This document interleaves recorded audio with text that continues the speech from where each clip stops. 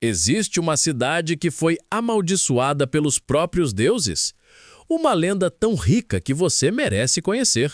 O destino de Troia foi selado por uma única escolha, um único homem e uma maçã dourada. Prepare-se para descobrir como um pesadelo profético, uma ursa selvagem e a mulher mais bela do mundo jogaram o Mediterrâneo no caos. De uma profecia sangrenta no Palácio Troiano até a ilha de Esparta, onde uma rainha foi roubada, vamos mergulhar nos vestígios que definiram o mundo antigo. E hoje, no Vestígios Curiosos, vamos desvendar a espiral de eventos que levaram à Guerra de Troia. Você nunca mais verá uma maçã da mesma maneira. Nossa jornada começa na Ásia Menor, na região que hoje conhecemos como Turquia. Lá erguia-se Troia. Seu esplendor e riqueza faziam a inveja de todos os reinos vizinhos. Os rumores diziam que as muralhas de Troia eram tão robustas que haviam sido construídas pelos próprios deuses Apolo e Poseidon. O rei de Troia era o sábio e respeitado Príamo, casado com a rainha Écuba. Eles já eram pais de heróis como Heitor, o primogênito e o mais valente defensor da cidade. Mas, como o destino costuma ser caprichoso, Écuba estava grávida novamente. Na noite anterior ao nascimento desse bebê, Écuba teve um pesadelo.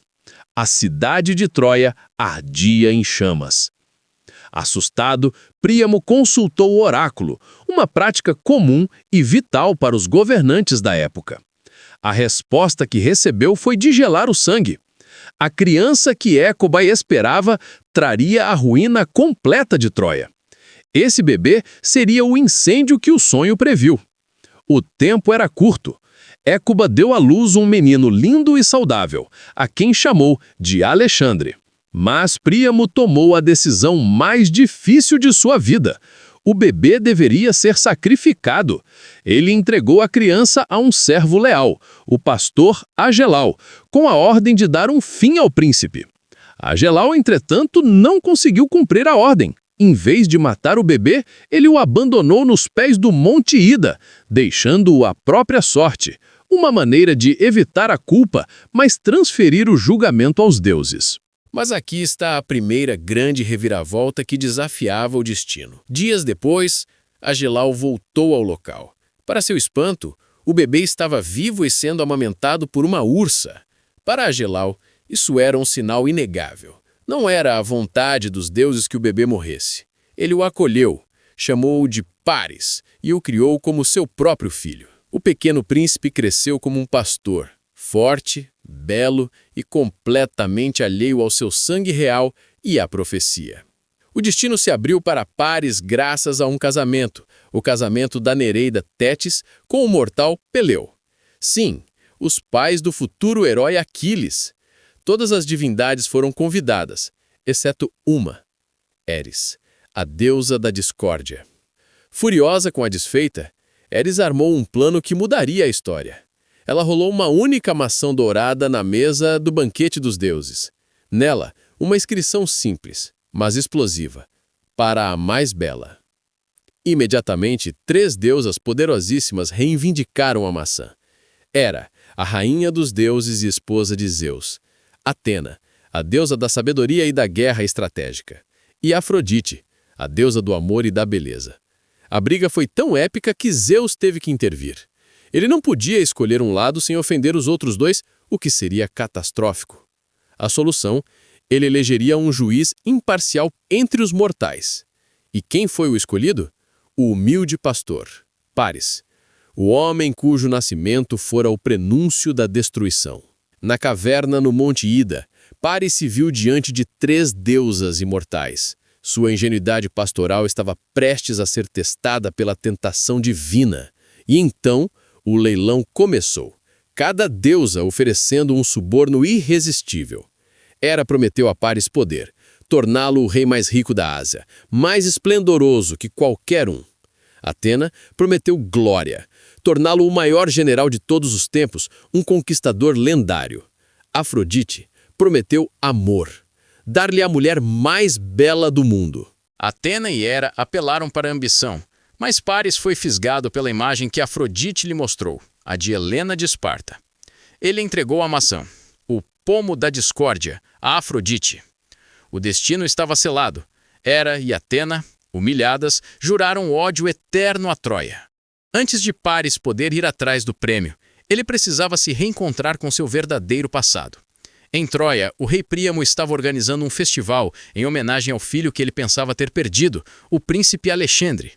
Os soldados foram ao Monte Ida para buscar um prêmio para os jogos, e o item escolhido foi um touro que Paris amava.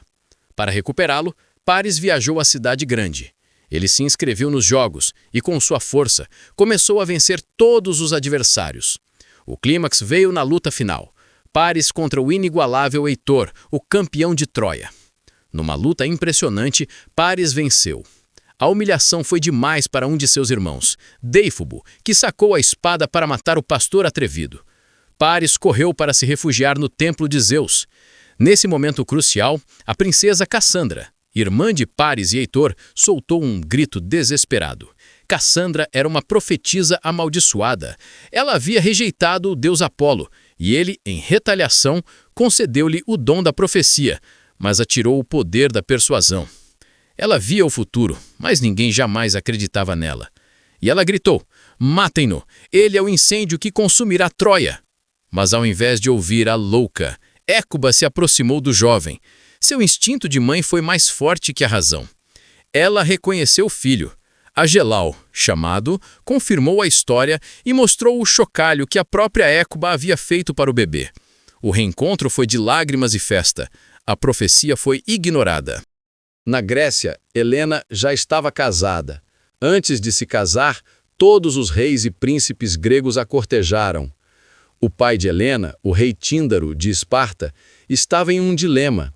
Como escolher o marido sem ofender os outros? O astuto Odisseu, rei de Ítaca, resolveu o problema em troca da mão da linda Penélope. Ele sugeriu que todos os pretendentes fizessem um juramento, acatar a decisão de Helena e, mais importante, defender a união escolhida contra qualquer um que tentasse desfazê-la, mesmo que isso significasse a guerra. Todos juraram sobre o sacrifício de um cavalo. Helena escolheu Menelau, príncipe e depois rei de Esparta. Menelau não era um homem qualquer, ele era irmão do poderosíssimo Agamenon, rei de Micenas, e líder de todos os gregos. A escolha de Helena estava garantida pela força de seu cunhado. O juramento de Tíndaro, aquele feito pelos principais heróis da Grécia, se tornaria a arma mais letal contra Troia. 10 anos depois de retornar, Paris foi enviado pelo seu pai, Príamo, para uma missão diplomática na Grécia com um objetivo secundário: negociar a libertação da sua tia, Hesione, sequestrada pelos gregos há anos. Ele partiu, mas Afrodite, sua aliada, já havia traçado o caminho. Os ventos levaram a frota troiana diretamente a Esparta. Menelau, sendo um anfitrião honrado, recebeu Paris. Quando Paris viu Helena, ele soube. Era ela, a mulher prometida. A beleza dela era divina, e segundo o mito, Eros, o deus do desejo, amando de Afrodite, atingiu o coração de Helena com uma flecha. Quando Menelau teve que viajar para Creta para um funeral, ele deixou Paris sob os cuidados de Helena. Foi o erro fatal. Paris e Helena fugiram juntos, mas a traição foi além do adultério. Paris saqueou o tesouro de Esparta.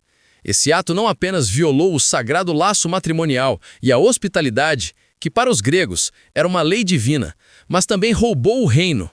Ao saber do ocorrido, Menelau ficou devastado e irado. Ele não precisou de um exército para punir Paris. Ele tinha o juramento. Aquele antigo pacto, forjado no sacrifício de um cavalo, agora era o estopim. Ele convocou o irmão Agamenon, e Agamenon convocou os juramentados: Odisseu, Aquiles, Ajax, Nestor e todos os outros heróis gregos. O rapto de Helena não foi a causa da guerra de Troia, foi a desculpa. A causa foi a ganância, a vingança divina de Hera e Atena, e, acima de tudo, a obrigatoriedade de um juramento sagrado. Paris e Helena navegaram para Troia, acreditando estarem rumo à felicidade. Mas o que eles traziam consigo, na verdade, era a morte em massa. A profecia havia se cumprido. A Guerra de Troia, que duraria 10 longos anos, começou não com o estrondo de espadas, mas com o choro de um bebê, o brilho de uma maçã e a flecha de um deus. A ambição de Paris custou a ele sua cidade, sua família e sua vida. Sua escolha por Helena, a mulher mais bela, foi o catalisador que acendeu o mundo antigo. Se Paris tivesse aceitado o poder ou a glória, Troia ainda estaria de pé. Mas o amor foi a sua ruína. Essa história é apenas o começo. O que você acha que Paris deveria ter escolhido no lugar de Helena? Deixe sua opinião aqui nos comentários. E se você quer saber o que aconteceu com Troia depois do rapto de Helena, já se inscreva no nosso canal para não perder o próximo vídeo.